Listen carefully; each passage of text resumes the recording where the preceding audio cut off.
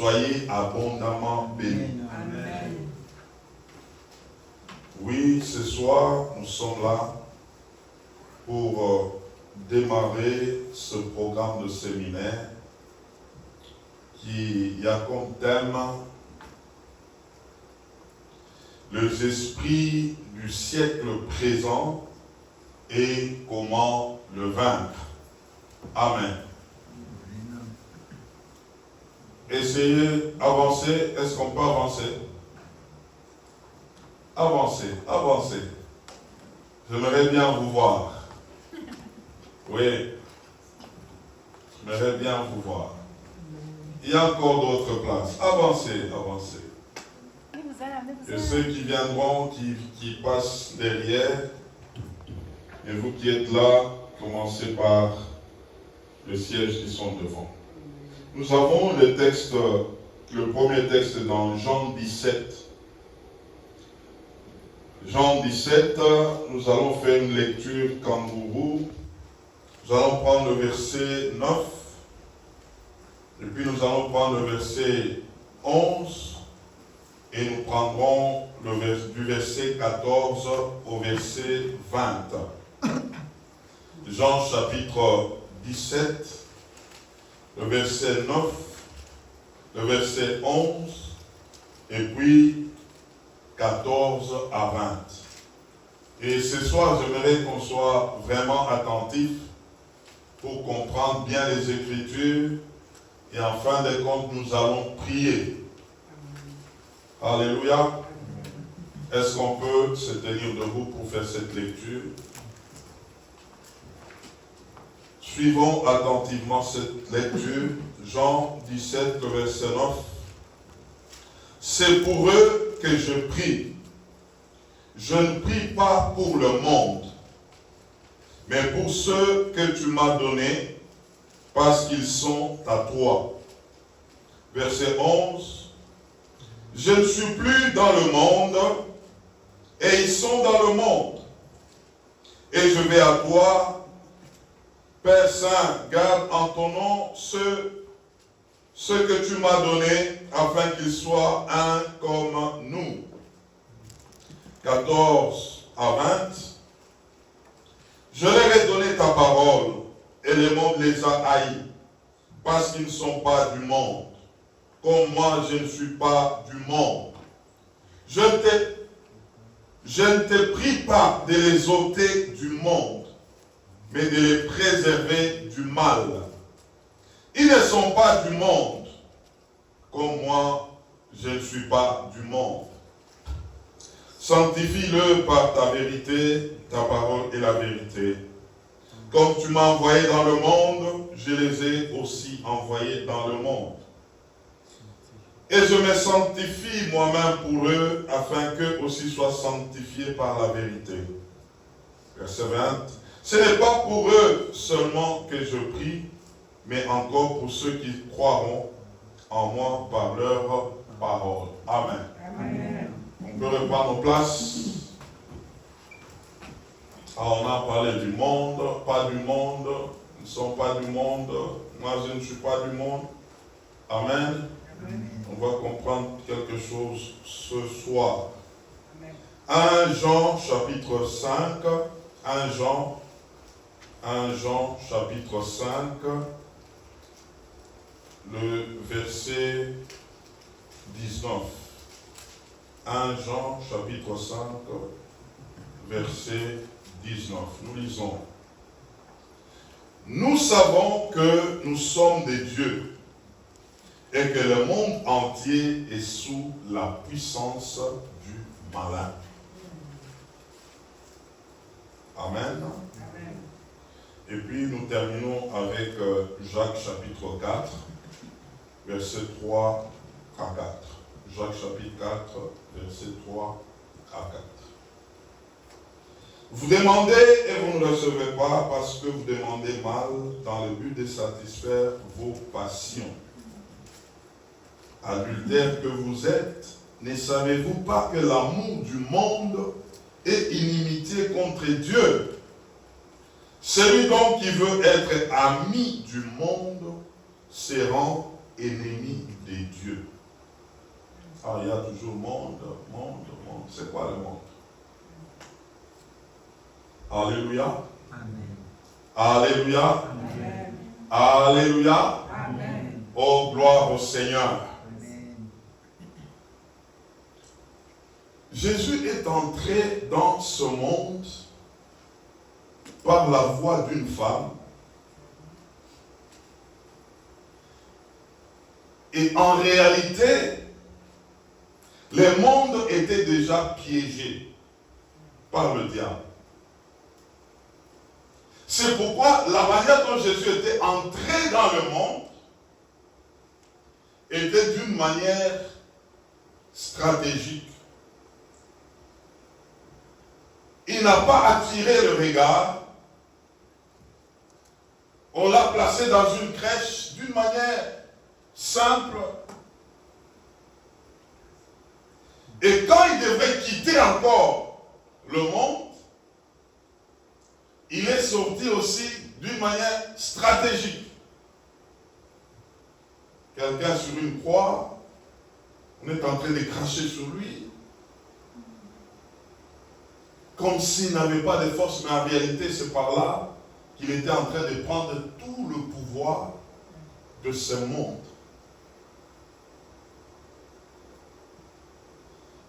Mais nous voyons dans Jean 17, où Jésus est en train comme de faire un dernier rapport auprès du Père par une prière qu'on appelle la prière sacerdotale, où Jésus se mit à parler au Père, lui donner les rapports de sa mission. Et ce qui réveille notre attention ce soir, c'est qu'en priant, Jésus n'a pas prié pour le monde. Il a prié pour ses enfants. Et même, il a prié pour ceux-là qui viendront par la voix de ses disciples.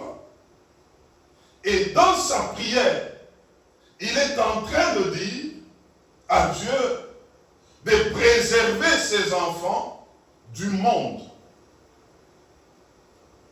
Et en même temps, il est en train de dire, il ne prie pas pour que ses enfants soient ôtés du monde, mais qu'ils soient préservés du monde. Amen.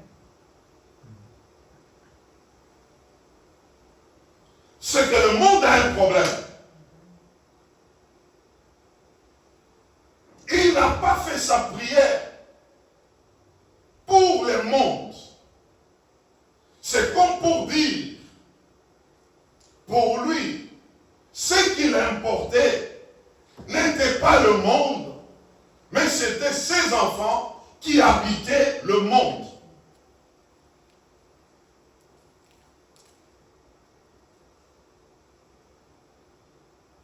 Pourquoi il n'avait pas prié pour ce monde?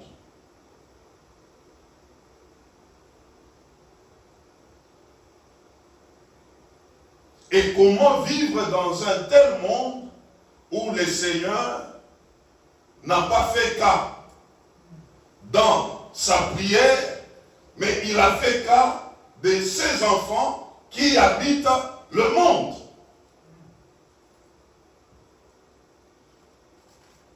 Et en même temps, il est en train de dire de ne pas les ôter du monde, mais de les préserver du mal. Ce que dans le monde, il y a un piège. Alléluia. Amen.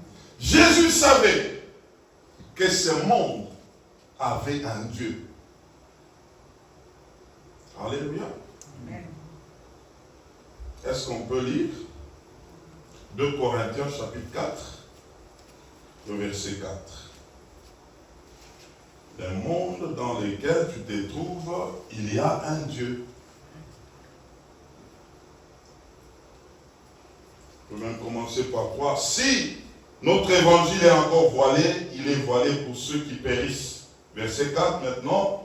Pour les incrédules dont les dieux de ce siècle a aveuglé l'intelligence, afin qu'ils ne puissent pas briller la splendeur de l'évangile de la gloire de Christ, qui est l'image de Dieu. Il a souligné ici les dieux de ce siècle a aveuglé l'intelligence, les dieux de ce siècle. Ce monde a un Dieu. C'est pourquoi ce monde est mauvais. Galates chapitre 1er, le verset 4. Les dieux de ce monde, nous allons les découvrir aujourd'hui et nous allons comprendre pourquoi le Seigneur n'avait pas prié pour ce monde. Galates chapitre 1er, verset 4, parlant de Christ qui s'est donné lui-même pour nos péchés, afin de nous arracher du présent siècle mauvais, selon la volonté de notre Dieu et Père.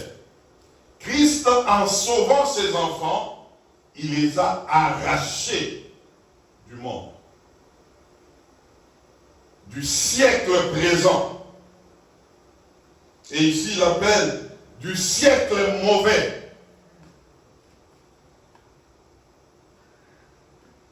Peux-tu m'aider à dire à ton frère que tu vis dans un siècle mauvais?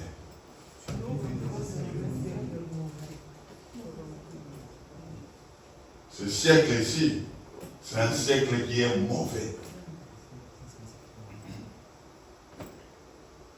Alors, si on pouvait comprendre, c'est pourquoi Christ, en sauvant des gens, c'est comme quelqu'un qui les arrache. Il les sort de quelque part. C'est comme ça qu'il y a même des gens, pour les sortir, c'est tout un combat.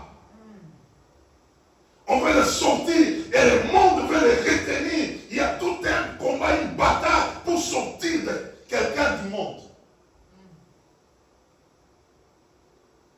J'ai compris que se convertir, c'est une grâce. Amen. Frère, c'est une grâce. Je connais des gens, ils étaient des amis. Jusqu'à aujourd'hui, ils sont toujours païens. On les a prêchés, on les a exhortés, ils sont toujours païens.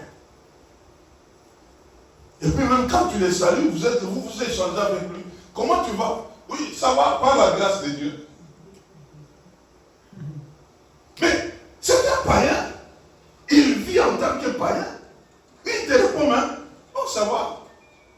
Comment tu vas? Non, la grâce seulement. Mes frères, c'est une grâce d'être sauvé. C'est une grâce. C'est pourquoi Jésus a utilisé ici dans Galates 1, 4, les arracher. Sortir du monde. C'est comme quelqu'un qu'on est en train d'arracher. Les sortir avec force. Parce qu'il y a d'autres, malgré ça, ils demeurent dans le monde. Et donc nous voulons d'abord définir ce que c'est le monde. Et ici, il y a cet entendement du monde qu'on appelle le siècle présent. En fait, c'est tout un système de pensée, tout un style de vie, une façon de faire organisée par l'homme sous l'impulsion ou le dictat du diable. Je reprends ça. C'est tout un système. Quand on parle du monde, ce n'est pas la terre que nous voyons, mais c'est le système qui régit ce monde. Amen. Une dimension de pensée, une dimension de style de vie, une manière de faire, d'agir, de vivre et même de parler, organisée par l'homme sous l'impulsion de qui? Du diable.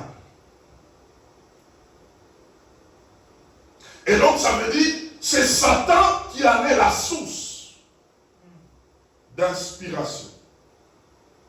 C'est pourquoi, mes frères, quand vous regardez une manière de faire, une manière, même quand vous voyez une innovation, ne regardez pas directement ce qui frappe les yeux, mais cherchez à savoir c'est quoi la source.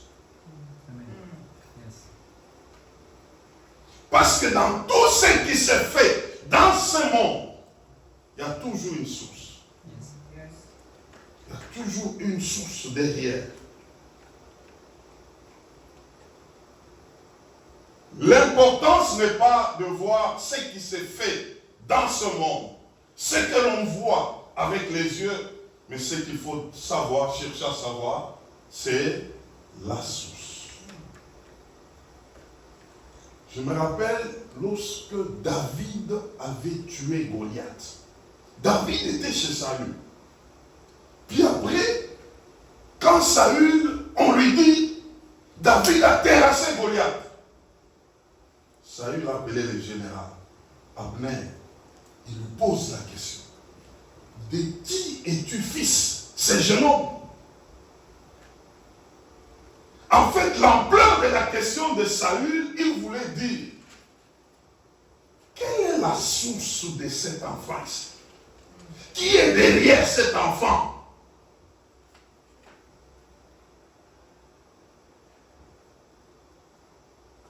Quand Moïse avait présenté les serpents devant Pharaon, les magiciens aussi avaient présenté leurs bâtons qui se sont transformés en serpents.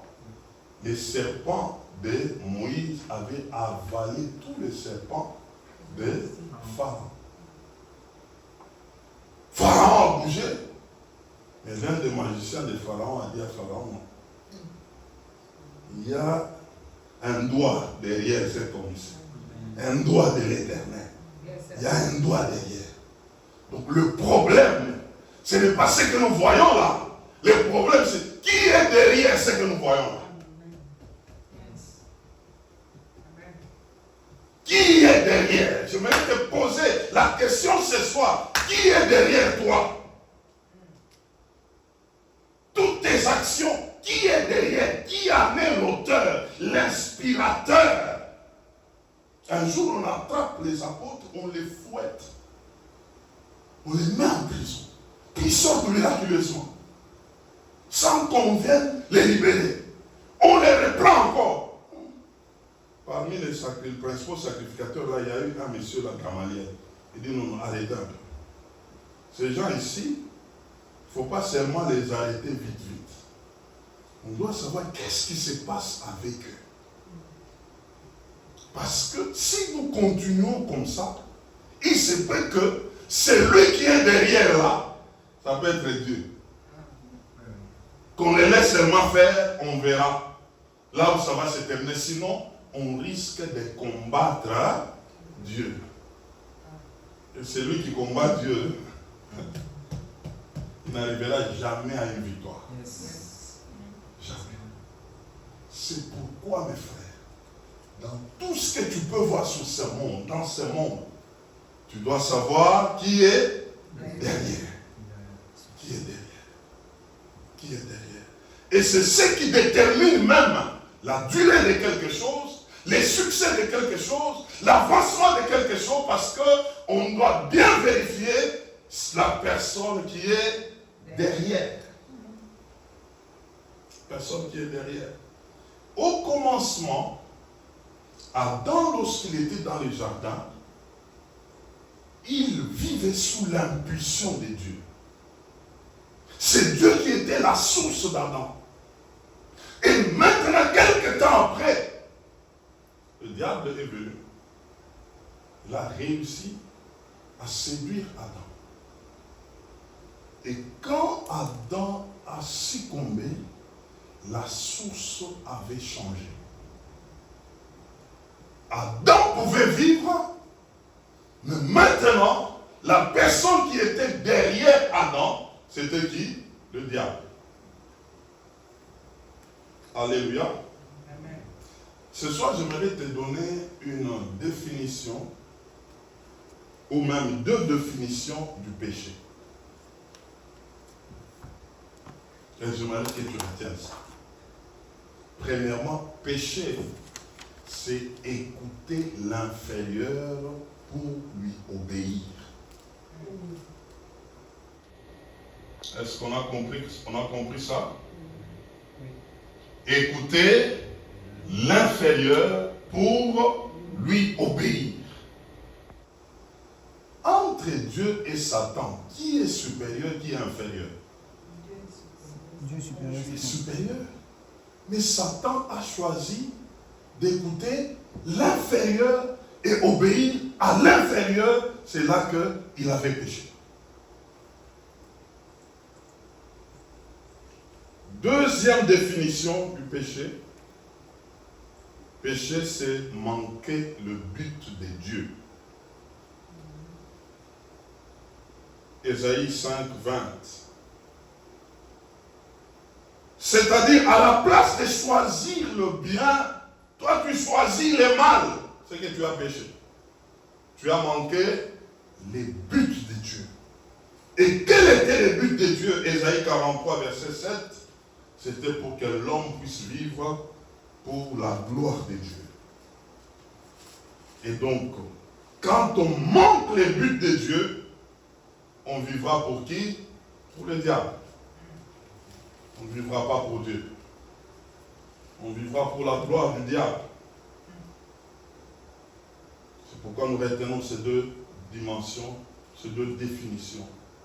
Premièrement, écouter l'inférieur pour lui obéir. Et deuxièmement, manquer les buts de Dieu. Quand Adam a écouté l'inférieur, il avait manqué les buts de Dieu et Adam pouvait se perdre. Parce que dès lors, il vivait sous l'impulsion de qui? De Satan. Alors ce soir, nous voulons comprendre comment ces esprits du siècle présent se manifestent ou opèrent. Parce que notre objectif, c'est d'abord le découvrir et voir comment ces esprits agissent ou se manifestent et en fin de compte, comment le vaincre. Alors j'ai 3 passages. Le premier, nous prenons 2 Timothée, chapitre 4, versets 9 à 10. 2 Timothée, chapitre combien? 4, versets 9 à 10. Nous lisons. Écoutons ça. Viens au plus tôt vers moi, verset 10, car Démas m'a abandonné par amour pour le siècle présent. Et il est parti pour Thessalonique. Crescent est allé en Galatie, Tite en Dalmatie. On souligne ici, Démas a abandonné Paul. Pour quelle raison? Par amour pour le siècle présent. Soulignez ça. Nous prenons Galates chapitre 5, versets 7 à 9. Galates combien? 5, versets 7 à 9. Nous lisons. Vous courriez bien. Qui vous a arrêté pour vous empêcher d'obéir à la vérité? Verset 8. Cette influence ne vient pas de celui qui vous appelle. Et le verset 9. Un peu de levain fait lever toute la pâte. Alléluia. Et enfin, nous prenons 1 Jean chapitre 2, 1 Jean chapitre 2, versets 15 à 17. 1 Jean combien? 2, versets 15 à 17. Écoutons ça. N'aimez point le monde, ni les choses qui sont dans le monde. Si quelqu'un aime le monde, l'amour du Père n'est point en lui. Car tout ce qui est dans le monde, la convoitise de la chair, la convoitise des yeux et l'orgueil de la vie, ne vient point du Père, mais vient du monde. Et le monde passe, sa convoitise aussi, mais celui qui fait la volonté de Dieu demeure éternellement. Amen. Comment ces esprits se manifestent? Paul nous aide ici lorsqu'il nous présente l'affaire des 7 hommes de Démas. Il était avec lui, mais Paul est en train de parler à Timothée de venir le plus vite parce que Démas l'a abandonné. Et la cause de cet abandon, il dit quoi? C'était l'amour du siècle présent. Dans d'autres versions, il est dit ici, il a aimé trop les affaires du monde. Dans une autre version, il est dit qu'il est trop attaché au monde présent. C'est ce qui a fait qu'il ne puisse pas continuer la mission, mais qu'il puisse abandonner. Et dans Galates, on est en train de nous dire, le verset 7, vous courriez bien, si bien au départ, mais qui vous a influencé, empêché de continuer à faire la course? Et il continue en disant, cette influence ne vient pas de vous. C'est qu'il y a quelqu'un qui est derrière. Alléluia. Amen. Donc on comprend que quelqu'un peut commencer correctement, mais pendant qu'il est en train d'avancer avec Dieu, il peut rencontrer des choses qui peuvent même lui barrer la route, afin que la personne ne puisse avancer. Et Paul est en train de dire, dans Galates 5 ici, que cette influence-là ne vient pas de vous. Quelqu'un peut avoir une bonne volonté, du zèle, il veut servir Dieu, mais à un certain moment, les choses commencent à s'arrêter. Les choses commencent à changer. Et on peut même se poser des questions, mais il était bien. Mais qu'est-ce qui s'est passé? Comment du coup la personne a changé? Il y a quelqu'un derrière. Il y a quelqu'un derrière. Alors il y a de ces gens, ne comprenant pas cela, ils peuvent même dire, non, en tout cas, moi je suis normal, ça va. Et je vis bien. Mais il n'y a rien qui change. Je suis là. Mais ta manière de faire, ta manière d'être a changé. Il y a quelqu'un derrière. Et Paul le dit maintenant, au verset 9, un peu de levain peut lever toute une pâte. Un peu seulement de levain peut changer toute la pâte. C'est que il y a des choses qui viennent dans la vie des gens, c'est juste un peu.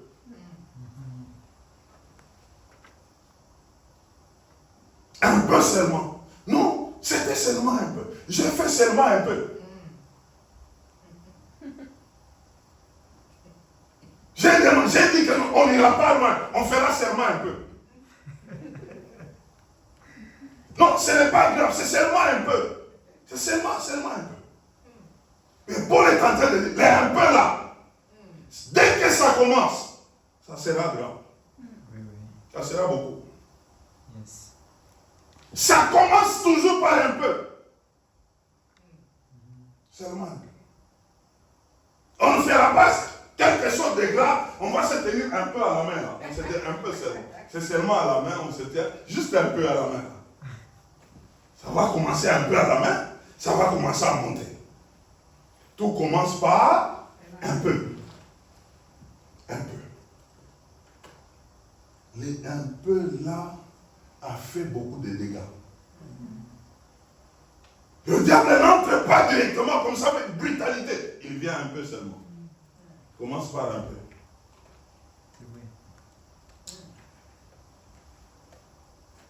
Donc petit à petit, jusqu'à influencer. C'est comme ça qu'il était venu chez Ève. Est-ce que Dieu a dit? Il avait dit réellement.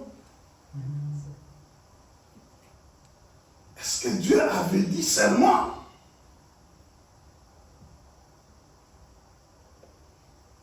Un peu seulement.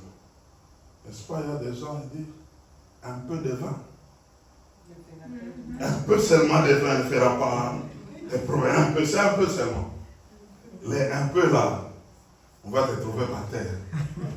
Mais elle avait commencé par un peu, un peu. C'était un peu. Aujourd'hui un peu, demain un peu, après-demain, ça devient un peu. Un peu toujours, c'est un peu.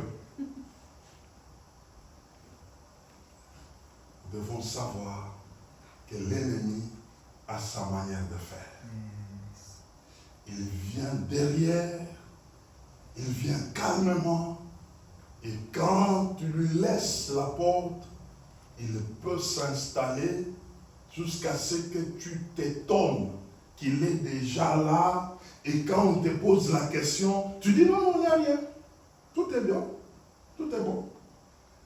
Non frère, ça ne va pas là. Non, en tout cas, moi je ne vois pas. Parce que ça va commencer comment? Un peu. Un peu.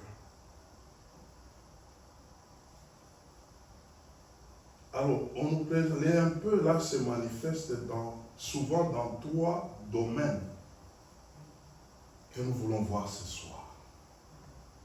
Avec le 1 Jean 2, de 15 à 17. Dans 3 domaines. Et dans ces 3 domaines, on nous présente, premièrement, dans la convoitise de la chair. 1 Jean 2, 15 à 17, on avait lu ça. Oui. La convoitise de la chair et deuxièmement, la convoitise des yeux, troisièmement, l'orgueil de la vie. Tout commence par un peu. Un peu de chair, un peu des yeux, un peu d'orgueil, ça embrase le reste. Vous savez, le proverbe 24, des 33 à 34, la Bible est en train de dire un peu de sommeil, un peu d'assoupissement, un peu de croiser les bras. La suite, c'est quoi? La pauvreté. Maintenant, changez ça. Un peu de toucher, un peu, qui peut ajouter encore? Un peu de vin, quoi encore? Un peu, mettez quelque chose là-bas, après ça va tout embraser. C'est comme ça que j'ai compris ce verset ici. Un peu de beaucoup danger, tu vas te retrouver quoi? Tu seras incapable de jeûner.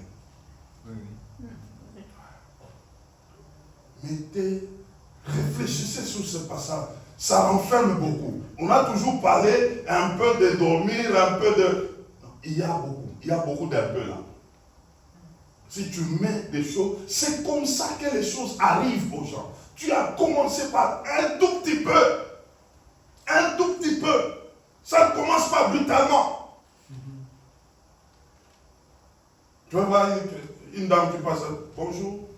Un peu de bonjour là. Le lendemain, c'est, je peux t'accompagner. Mais ça a commencé par un peu de bonjour. C'est toujours un peu, c'est toujours un peu. C'est pas beaucoup là. Ça peut commencer là. Ce n'est même pas un bonjour. Ça peut commencer par les yeux. Tu regardes, tu regardes. Juste un peu là. Un peu seulement. Un peu.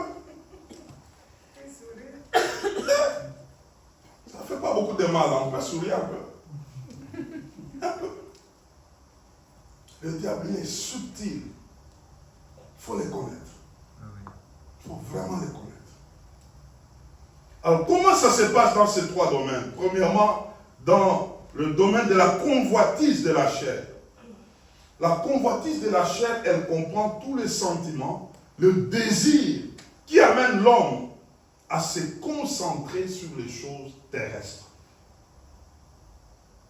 Le sentiment, le désir qui pousse l'homme à se concentrer sur les choses terrestres. Dans la convoitise, il y a des désirs ardents de vouloir posséder. J'aimerais à tout prix avoir, quelle que soit la manière d'avoir, mais que j'ai d'abord. Et ces choses-là, c'est comme des appétits, des envies, d'une manière insatiable. On n'est toujours pas rassasié. On veut avoir. Et là, c'est la spécialité de la chair. La chair veut obtenir à tout prix. Et elle a des réflexes adamiques après la chute. C'est que celui qui est derrière, c'est le diable. Il te pousse pour avoir toujours quelque chose, mais qui est contraire à la volonté de Dieu. Parce que celui qui est derrière, il ne te poussera jamais à une chose qui soit bonne. Jamais. Parce qu'il est derrière, partout où il te pousse à avoir, à saisir, il y a un piège là-dedans. Sinon, il ne fait rien.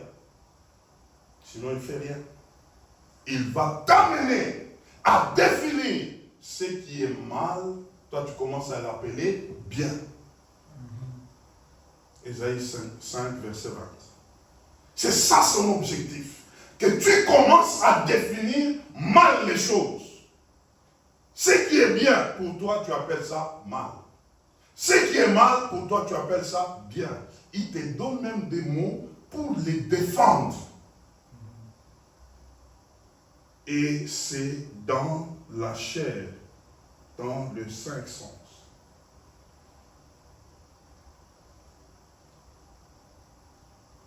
Et la convoitise des yeux, cette dimension, l'ennemi pousse quelqu'un à obtenir des choses par ses yeux. Vous savez que les yeux parlent? Alléluia. Amen. Quelqu'un peut parler par les yeux. Il les regarde. Il est en train de faire quoi? De parler. Il y a des gens qui peuvent se faire des signes par les yeux. Ils accomplissent des choses par les yeux.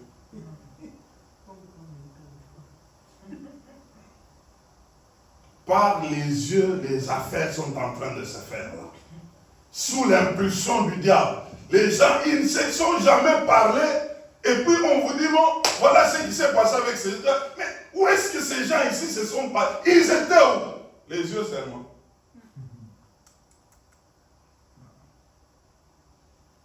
J'ai compris beaucoup de choses. Hein?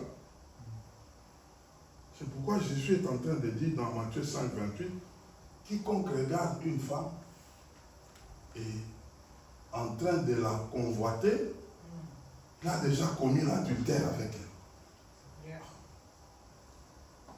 Et ça, c'est ce qu'elle a fait. C'est que les yeux font accomplir des choses dans nos cœurs. Par tes yeux, tu peux déjà obtenir des choses. Et ces choses-là s'obtiennent au-dedans de toi.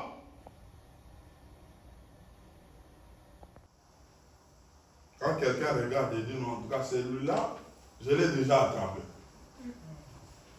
Les yeux ont vu et les yeux ont déjà compris. Quelqu'un peut piéger un autre par les yeux. Il monte toutes ses affaires parce qu'il a regardé, il commence à observer la personne, commence à le regarder à tout temps. Il peut même maîtriser les va-et-vient de quelqu'un par les yeux. C'est que nous avons des outils. Lorsque ce n'est pas Dieu qui les utilise, c'est l'ennemi qui va les utiliser. C'est pourquoi Job 31, le verset 1er, il a dit, j'ai fait un pacte avec mes yeux. Que mes yeux ne vont jamais s'arrêter sur une vierge. Alors donc on peut regarder, mais quand on commence à s'arrêter, tu t'arrêtes quelque part. C'est ses yeux qui s'arrêtent. Ça commence à observer, ça commence à faire la quête.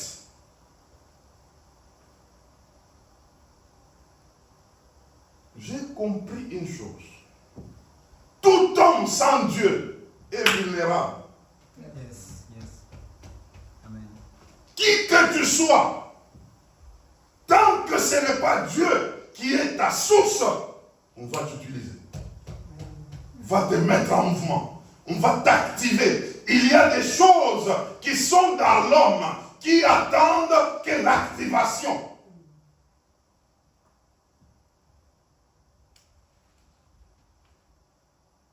Dès que c'est activé par l'ennemi, ça peut mal te servir. Vous savez, aujourd'hui,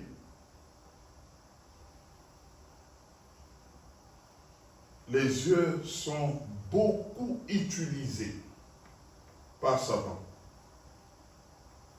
Par des moyens, des réseaux sociaux, des téléphones, où quelqu'un, il est capable de se maintenir sur un téléphone pendant toute une journée. Et il suffit que quelqu'un oublie son téléphone, c'est tout un problème. Moi, en venant ici, c'était au parking à la maison, j'ai dit à maman que je viens d'oublier mon téléphone. Mais le téléphone est resté. Je viens de l'oublier. Mais quelqu'un peut se dire, il est déjà ici. Il reprend encore la route pour aller chercher le téléphone.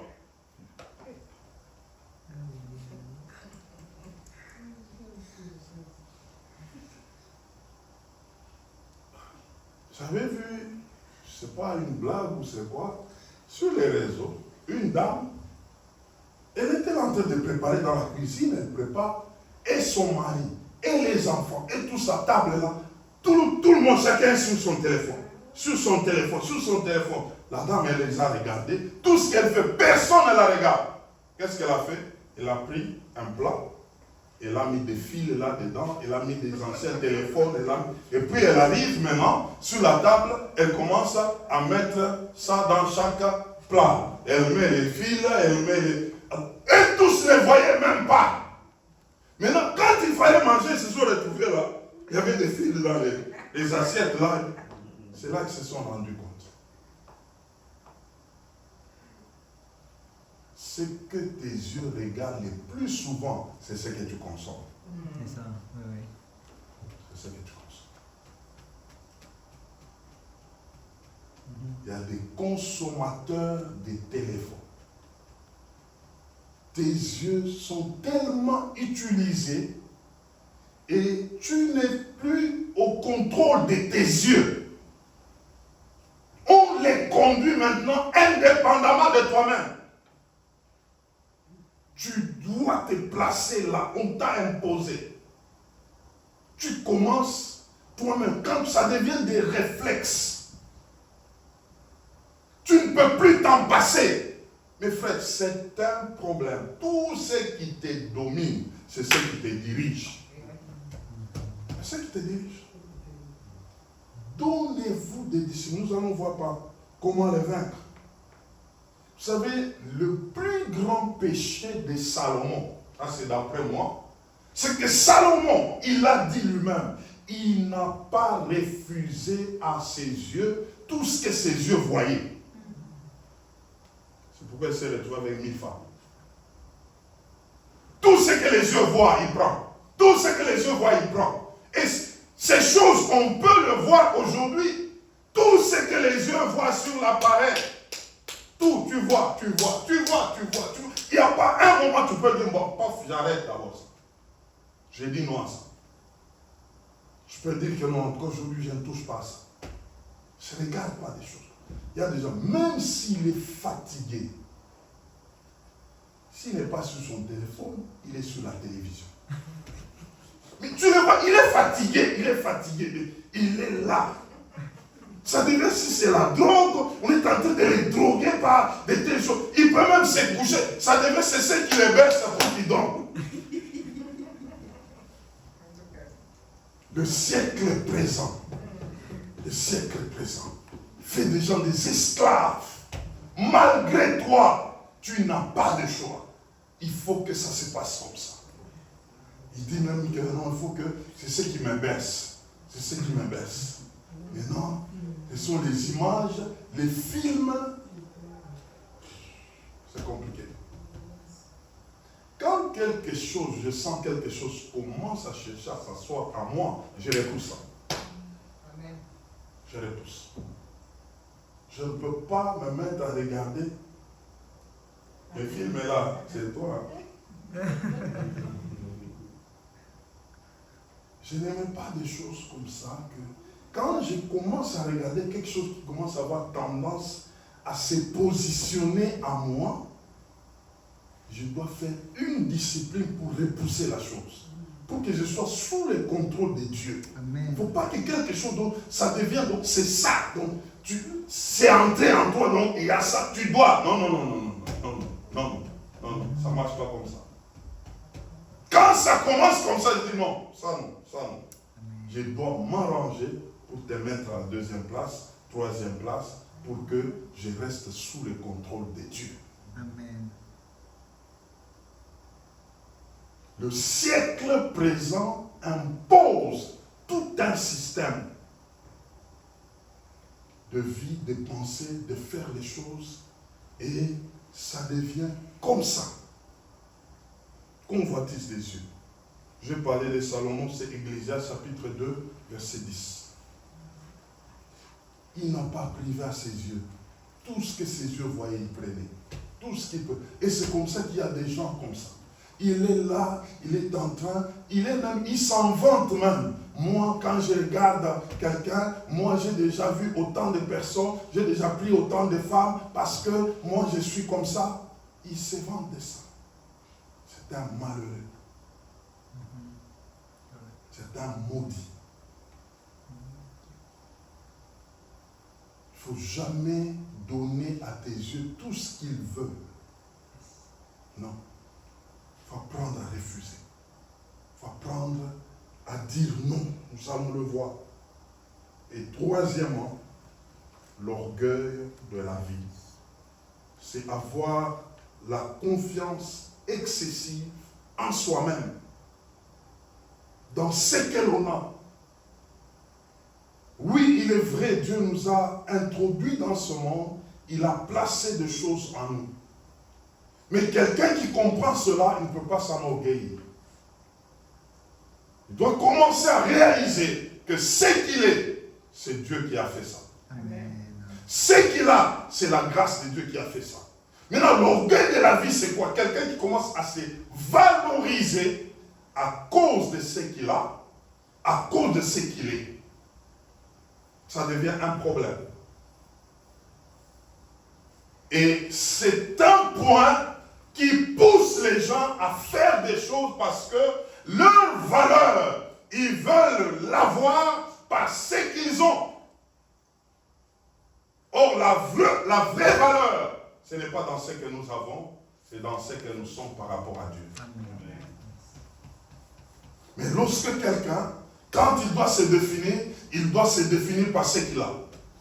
Il commence à présenter ses biens, il commence à présenter son CV, il commence à se présenter par rapport à ce qu'il possède.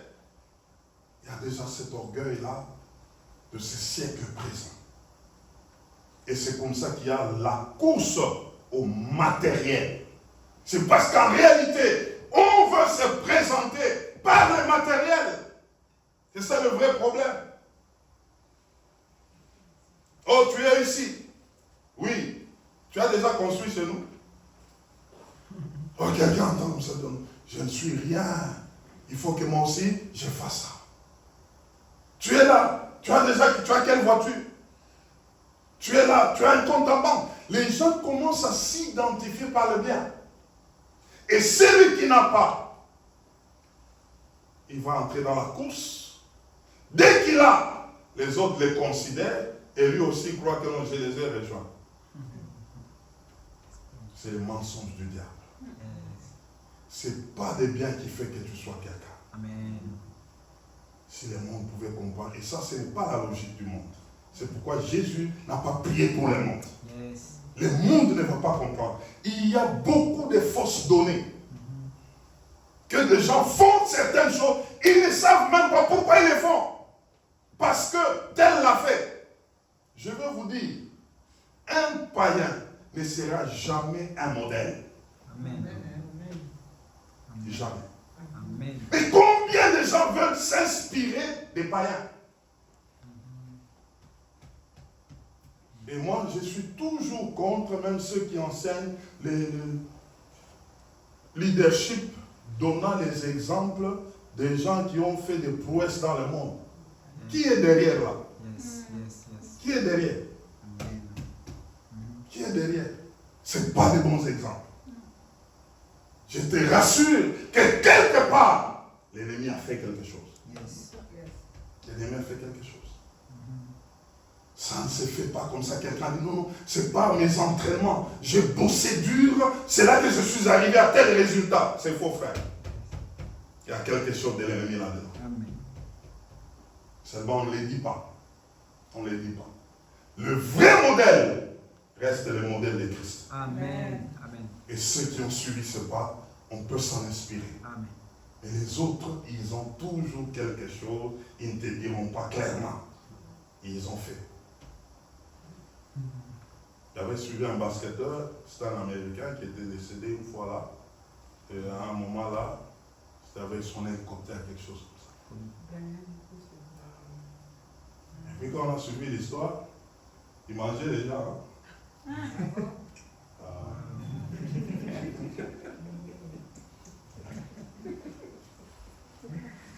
Il avait déjà bouffé quelqu'un de sa famille. Hein? Mais frère, le monde ne nous dit pas tout. Le monde ne nous dit pas tout. Le monde nous ment en beaucoup de choses. Ah non, non, non, il a fait seulement cette... Bill Gates, tu connais Bill Gates? Non, mais ce sont des gens qu'il faut... Ils inspirent les choses. Parle bien avec lui. Parle bien avec lui. Tu comprendras quelque chose. Tu comprendras quelque chose. Le monde nous ment. Yes. L'orgueil de la vie a amené beaucoup de gens, même des enfants de Dieu, à quitter le chemin. Oui, oui, oui. Parce que je veux. On ne se présente pas ce que j'ai. La sagesse de Dieu nous amène à comprendre que tu es venu, comment? Nu. Tu rentreras comment? Nu. Amen. Ce que tu peux avoir, c'est la grâce de Dieu. Amen. Parce qu'en réalité, tu les as pour quelqu'un. Amen. Amen. Amen, frère. Oui, oui. Tu les as pour quelqu'un. Il y a un homme de Dieu. Un jour, on avait invité et quitté l'Afrique pour la France. Alors, ceux-là qui l'attendaient devraient lui envoyer un billet. Ils ont envoyé, mais ça ne s'est pas... Il y a eu quelque chose, c'était un faux billet d'avion et tout, et on avait annulé. Donc, lui s'est retrouvé à l'aéroport. Il devait voyager, il présente, on dit non, en tout cas, ce billet n'est pas enregistré. Ah, il était très fâché là. Mais c'est un monsieur qui a de l'argent. Il est millionnaire. Maintenant, il dit, parce que c'était un billet de première classe. Et puis bon, et puis là, il était déjà prêt à voyager. Il lui dit non, non. Il était fâché, il voulait les appeler à l'aéroport. Le Saint-Esprit lui dit non, ne les appelle pas. Mais tu as l'argent. Tu vas payer, prends les billets et puis tu pars. Tu vas là-bas me servir. Ah, il dit ok. Il est allé là-bas, il a payé les billets, toujours première classe comme lui-même le veut. Il entre. Quand il était dans l'avion, l'avion est en train de voler. Le Saint-Esprit vient pour lui dire, tu vois ce que tu viens de faire, l'argent que tu viens de consommer, c'est ça ton argent. Ce qui reste dans la banque là, ce n'est pas ton argent. Si l'avion faisait le crash ici, c'est fini. Il a dit, il a compris que mon argent, c'est ce que je consomme. Tout le reste là, c'est pour servir les autres.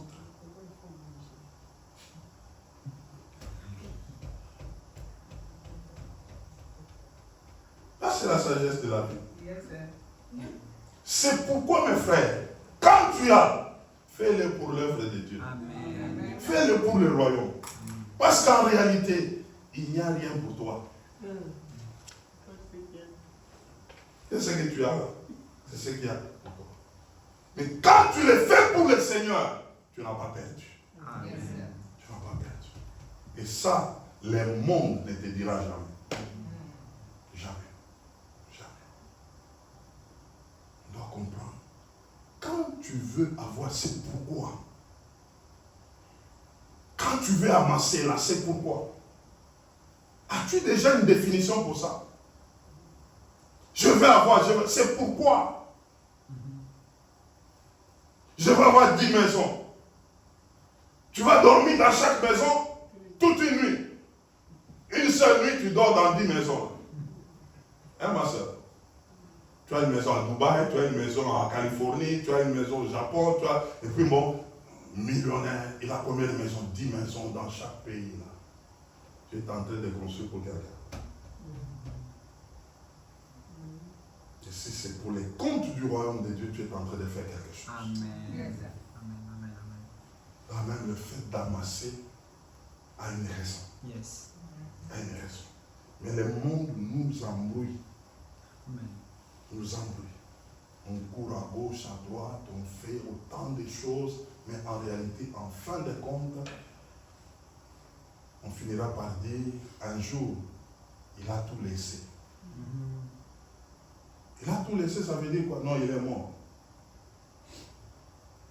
Les intellectuels sont bizarres. Hein? Comment? Non, il a tout laissé. Il a tout laissé, ça veut dire quoi? Donc, il est mort. Mais pourquoi vous avez laissé cet homme-là tout avoir là? Pour qu'à la fin, on puisse commencer à dire, oh, il a tout laissé.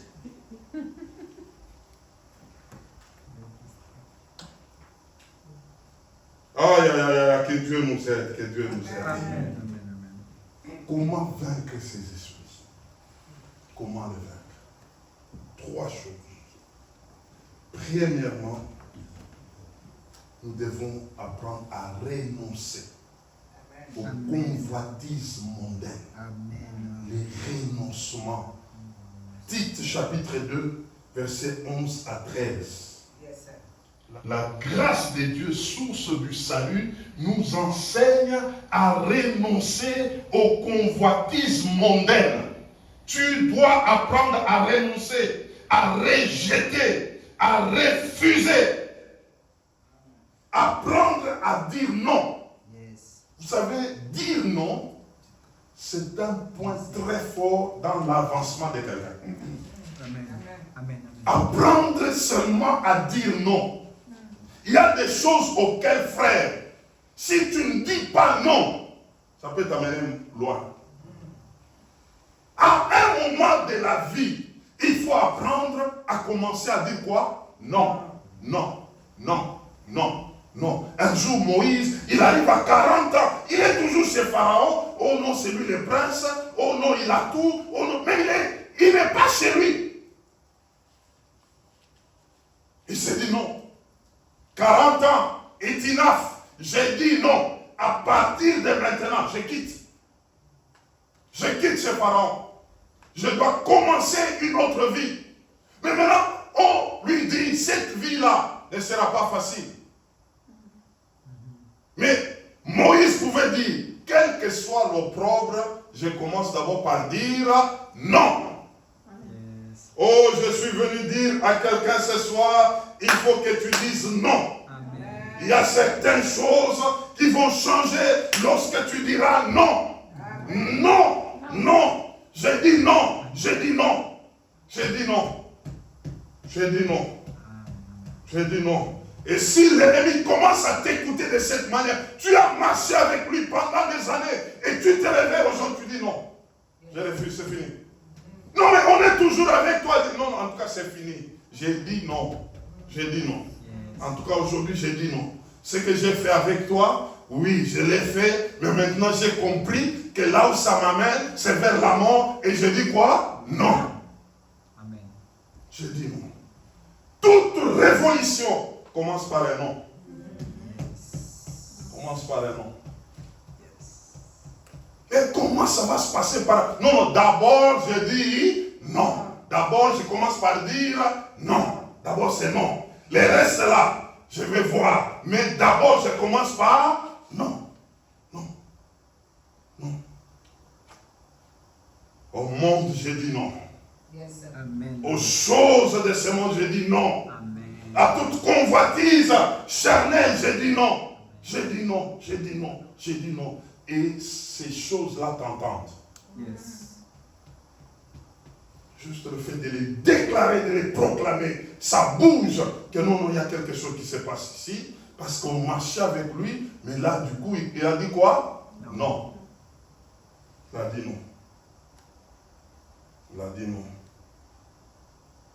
Et j'aimerais te dire, dans ton nom, tu ne seras pas seul. Amen. Dieu va te soutenir. Amen. 2 Corinthiens chapitre 3 verset 5. Notre capacité vient de Dieu. Amen. Dieu va nous soutenir dans toutes choses où tu prendras la bonne résolution. Tu auras le soutien de Dieu. Dieu te soutiendra. 2 Corinthiens 3, 5. Dieu te soutiendra dans toute bonne résolution. Tu ne seras pas seul. Parce que cette résolution vient sous la poussée de Dieu. Il sera derrière pour t'aider. Amen. Il sera derrière. Il sera derrière. Il sera derrière. Il te rendra capable. Amen. 2 Timothée chapitre 1 verset 7 nous dit, l'esprit que vous avez reçu n'est pas un esprit de timidité, c'est un esprit de sagesse et de force. Par cette force, tu diras non et tu tiendras. Yes. Tu tiendras. Les choses vont basculer en ta faveur parce que tu as dit non. Parce que tu as dit non. Amen. Deuxièmement, il y a des choses qu'il faut couper. Amen. La sœur Florence, elle dit, tombe même. Il faut couper des choses. Matthieu chapitre 5, verset 29 à 30. Jésus est en train de dire, si ton œil ne commence pas à bien te servir là, il faut faire quoi? Ah, il faut l'enlever. Mieux vaut entrer avec un seul œil qu'aller avec les deux vers la guerre. Il faut couper. Il y a certaines choses auxquelles il faut faire quoi? Couper. C'est ça. Couper. C'est ça. Si c'est ton bras là, coupe ça pour que tu marches avec un bras, mais que tu entres dans le royaume. Qu'est-ce que le Seigneur voulait nous dire? Qu'on ne puisse pas s'encombrer des choses qui ne vont pas nous aider à bien avancer avec lui, les choses de ce siècle présent. Que nous ne puissions pas nous en encombrer. Il y a certaines choses qu'il faut apprendre à laisser, à abandonner, à couper court. À tuer même. Amen. Il y a des choses qu'il faut tuer. Il y a des choses qu'il faut couper. Parce que quand tu regardes très bien, sans ces choses, tu pouvais aller très loin. Amen. C'est que ça t'empêche d'évoluer, ça t'empêche de te développer. Mais pourquoi continuer avec? C'est comme quelqu'un qui est chargé. Il est toujours chargé et il veut avancer. Mais tu vas te fatiguer.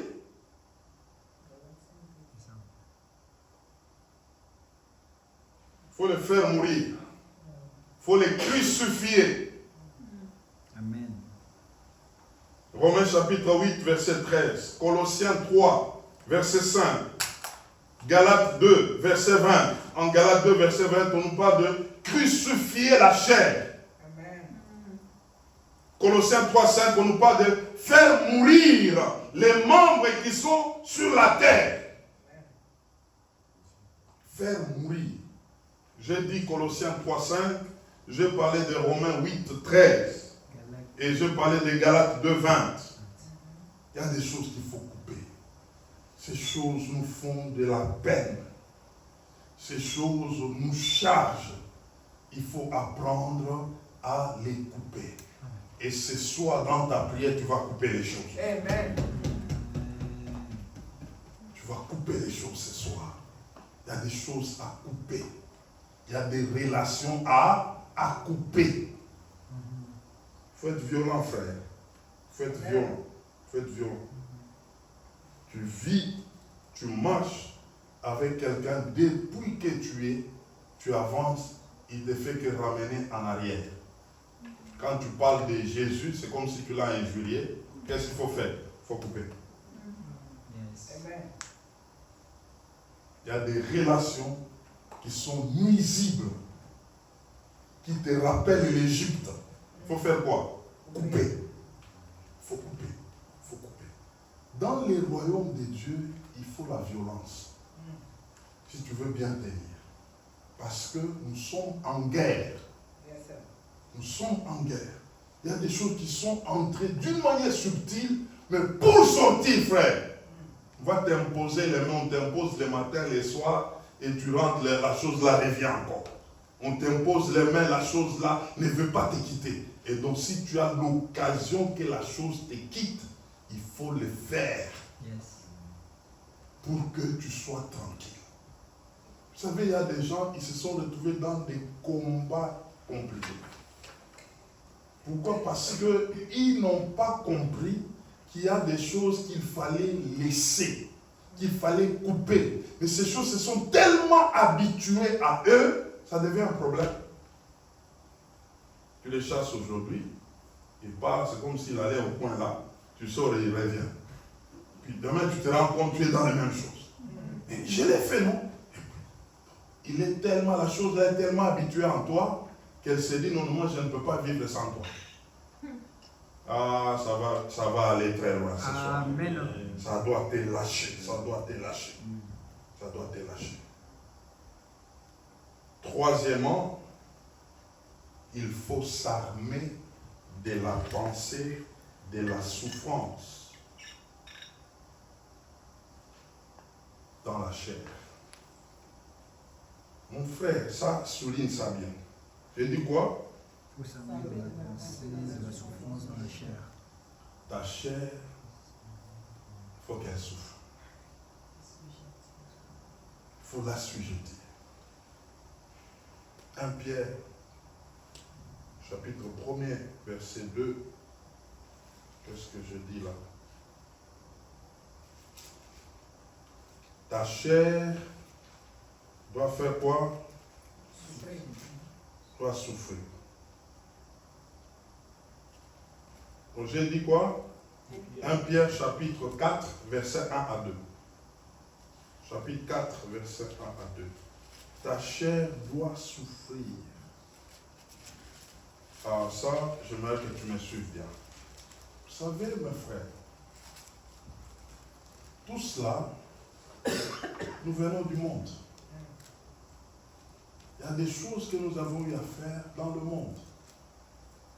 Et ces choses-là, quand bien même nous avons renoncé au monde, ces choses-là ont tendance à nous poursuivre.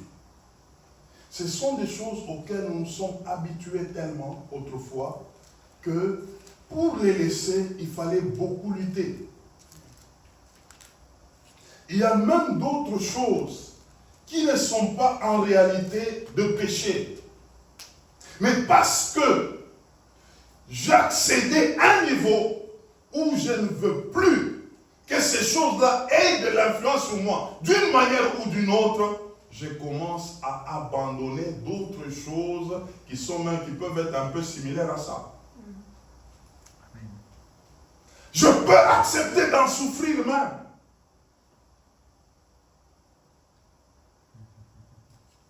Ah, si quelqu'un pouvait comprendre cette dimension. Il y a quelque chose que je pouvais me servir.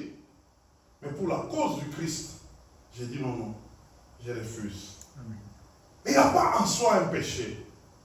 Mais je dis à la chair, tu étais tellement habitué à la chose, je t'en prive. C'est de là que viennent même les jeunes. Amen. Jeûner. Amen. Je vais tellement manger, je vais manger, quand il faut que je mange là, il faut mettre des plats compliqués là. Il y a des gens, quand ils veulent manger là, il peut dépenser parce qu'il doit manger. Et je peux dire, aujourd'hui tu ne manges pas. Amen. Je vais te discipliner pour que tu apprennes à te soumettre à la volonté de l'esprit. Amen. Amen. Je refuse de manger pour soumettre ma chair à une discipline. Je ne veux pas tout donner à la chair. Tout ce que la chair me sollicite là, je refuse. Je dis non. Je vais aller avec toi dans ma discipline. C'est ça, ça met de la pensée de quoi? De faire souffrir la chair. Parce que la chair nous a amené, la chair nous a fait beaucoup souffrir. La chair ici, la chair que tu as là. Et puis tu as toujours ces combats-là jusqu'aujourd'hui. Il y a des fois la chair se réveille en toi, il commence à te proposer des choses.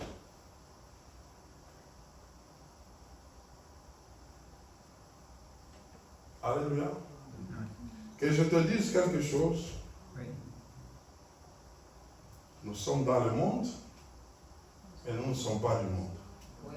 Nous voyons tout ce qui se passe dans le monde. Mais nous refusons. Amen. Mais la chair peut te dire, mais prends, non? C'est juste une seule fois, non? Ça fait quoi?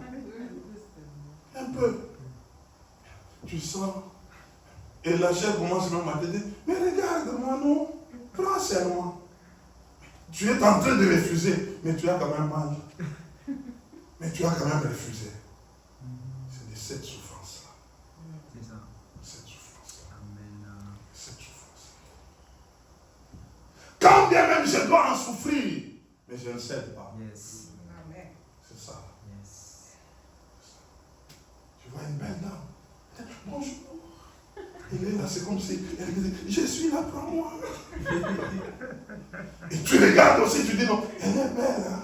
Mais elle dit, je ne te prends pas. Mais j'ai souffert. Je ne vais pas le faire. Hein? Mais j'ai vu, hein? C'est ça. Yes, yes, yes, yes, yes. Amen. Christ en a souffert. Amen. Vous savez comment Christ a souffert? Il était Dieu. Il pouvait prendre les sacrificats. Un jour, quand on est venu là, Jésus, quand il a dit seulement, mais voici, des gens sont tombés. Il avait toute la puissance, tout le pouvoir. Mais il n'utilisait pas pour toi et pour moi. Yes. Il est tenté de dire, non, prenez-moi seulement. Mais je peux vous tuer. Hein? Bon, je dois souffrir seulement. Amen. Frère, nous avons toutes les capacités là. Nous les avons. Je peux bien parler à quelqu'un. La personne m'écoute. Hein? Et la personne me suit. Et j'ai dit non. Cette force ici, je l'ai déjà canalisée chez Dieu. Yes. Amen. Le monde ne peut plus s'en servir. Amen. C'est déjà fini. Amen. Ce que j'ai fait dans le monde, c'est fini. Amen. C'est fini. Plus jamais ça. Amen. Ce que j'ai maintenant, c'est pour Christ. Yes. Le monde ne peut plus prendre même un peu. Yes. Amen. C'est de ça que le Seigneur attend de nous. Vous êtes dans le monde, mais vous n'êtes pas du monde. Amen.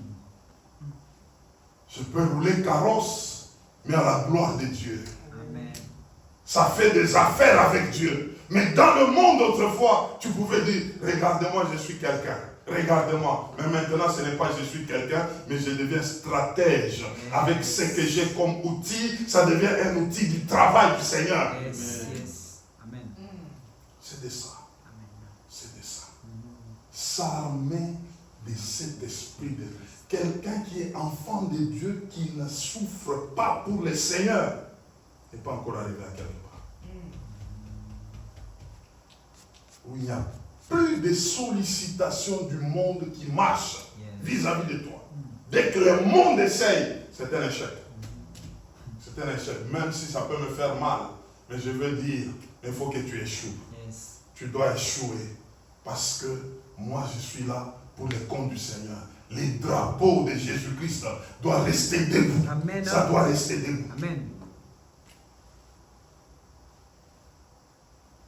C'est pourquoi 1 Corinthiens chapitre 9 verset 27, Paul est en train de dire, je traite durement mon corps et j'ai l'assujetti.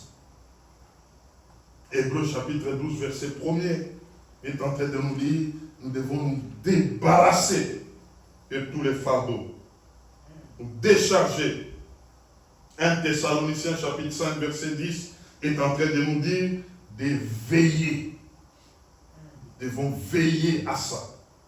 Veiller. 1 Thessaloniciens 5, 10. Voilà pour ce soir. La dose du soir, de ce soir, doit nous amener à prendre des décisions. Amen. Premièrement, nous devons apprendre à dire non. Deuxièmement, ce soir, il y a des choses qu'il faut faire quoi? Couper. Et troisièmement, il faut s'armer, penser de la souffrance. Même si c'est dur, tu es en train, c'est comme quelqu'un, on est en train de le frapper. On lui dit, réunis le Seigneur. Il est en train de dire, frappez-moi, mais sachez que je ne peux jamais les régner. Amen. Mais tu es là, tu es faible, tu es par terre. Même si je suis par terre, je ne peux pas céder. Yes. Je vais clôturer en te disant, Christ t'a sauvé une fois, que ce salut continue à travailler jusqu'à ce qu'il va arriver. Amen. Ne sois pas de ceux-là qui aujourd'hui, ils étaient zélés, demain, ils se sont encore arrêtés comme les Démas. Non. Non. Tu as déjà dit oui, c'est fini. Amen. Jusqu'au bout. Tu diras toujours oui. Tu avanceras. Tu avanceras. Que Dieu bénisse sa parole. Amen. Au revoir.